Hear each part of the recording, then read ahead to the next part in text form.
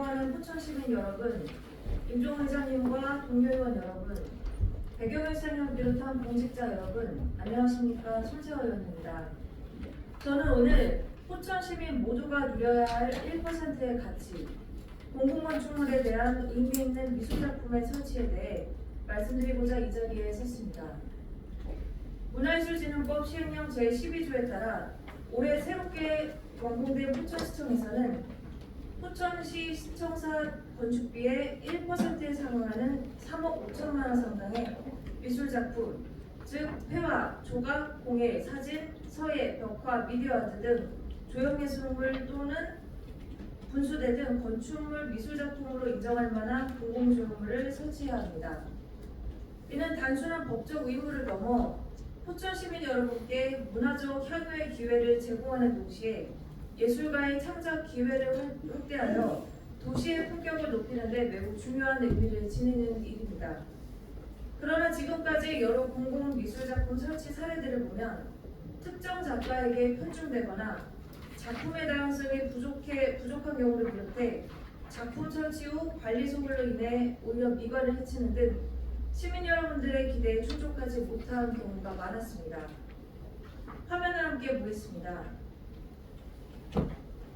전남 신안군과 경북 청도군의 경우 체계적인 검증 과정과 작품 선정 과정을 거치지 않아 이력을 속인 작가에게 속아서 공공조형물을 구매하고 사기 혐의로 고소하는 등 물의를 일으킨 바 있으며, 세종시의 경우 저승사자를 연상시켜 무섭다는 주민 다수의 민원이 빗발쳐 결국 1억 500만 원을 들인 공공조형물을 철거하였으며, 서울시의 경우 한강 괴물 미술작품 설치로 지속적인 흉물 비난을 받다가 결국 1억 8천만 원을 들인 공공조형물을 철거하였습니다.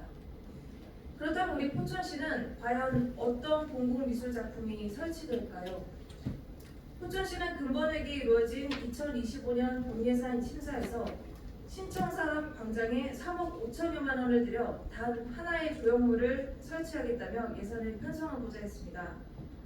포천시 예술인을 비롯하여 다양한 분야의 예술인에게 활발한 작품 활동의 기회를 열어주고자 회화, 미디어 아트, 사진, 공예 등 다양한 분야의 미술작품을 주로 구매해 설치해서 신청사를 찾는 시민 여러분께 알차고 다채로운 문화적 경험을 제공하는 것은 어떻겠냐는 본 의원의 제안은 받아들여지지 않았습니다. 담당 부서의 회계과에서는 광장 내 조형물 설치를 통하여 도시경관과의 조화 및 상징성을 확보하겠다며 필요성을 강조하였지만 구체적인 계획은 없다면서도 마치 약속된 미술작품 구매 계획이 있는 것처럼 고정된 공공조형물 하나만을 설치한다는 납득하기 어려운 입장만 고수하고 있습니다.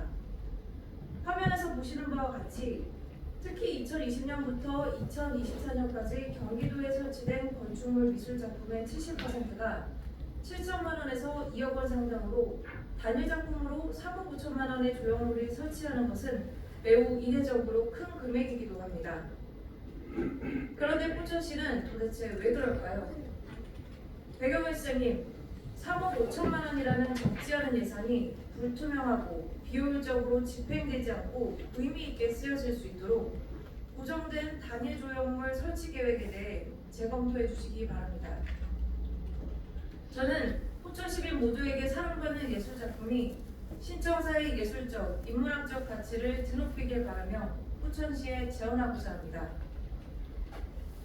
첫째, 우리 포천시는 체계적인 공공미술 정책을 수립하고 공공미술 작품 선정 절차, 관리 및 운영 기준 등을 명확히 규정하여 시민들의 신뢰를 받는 공공미술 정책을 펼쳐야 합니다.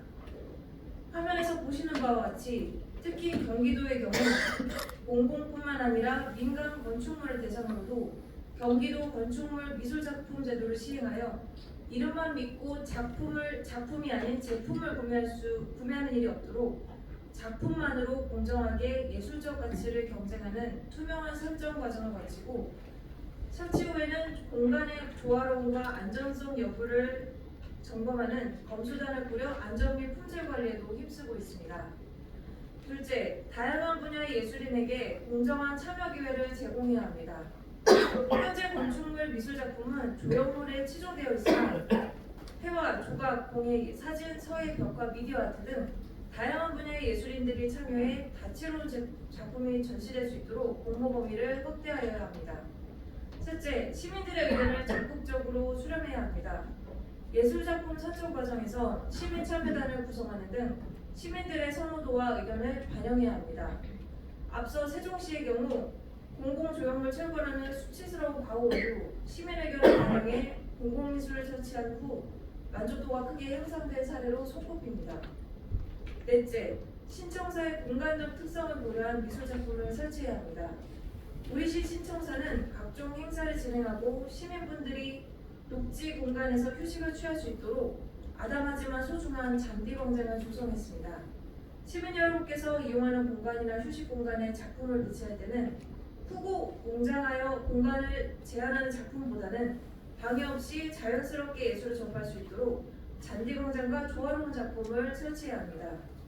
미술작품의 미적 가치를 넘어서 모두가 향유하는 공간이 갖는 가치 또한 중요하기 때문입니다.